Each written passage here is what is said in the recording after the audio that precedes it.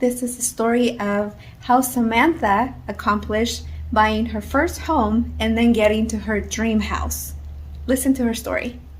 Thanks for having me, and hi everyone. So growing your portfolio, growing your ability to own other properties is actually a lot easier than you think, and there's a lot of different ways you can do it.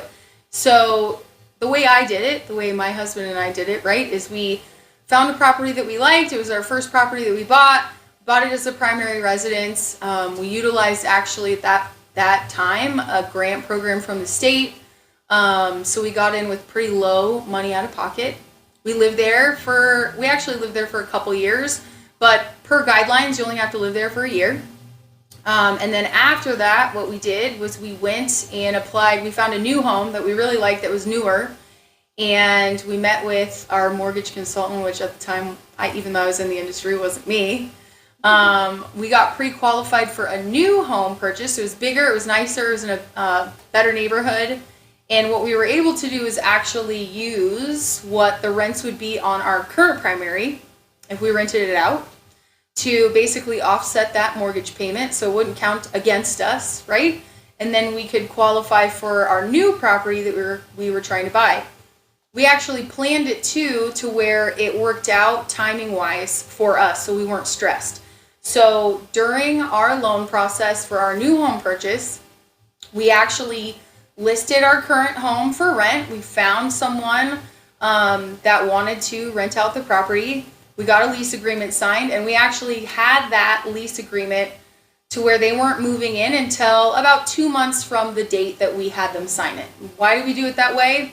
Well, because we wanted time to move. We wanted time to fix our house up, clean the carpet, stuff like that, get it ready for tenants to move. We didn't want to be rushed.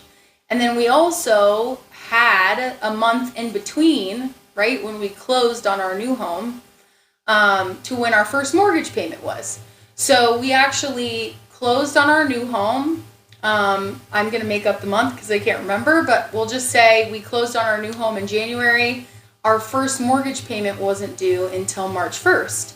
So we had some time to move out, take our time, get it ready, and then our tenants moved in on March 1st. So we really weren't out any money. Before we had to pay anything, we had tenants lined up, they gave us their deposit check, and it worked out really, really well.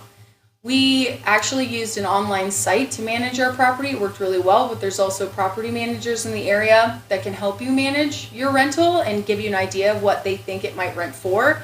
Maria could also help you with that part as well. And you can basically just keep doing this, right, to grow your investment portfolio.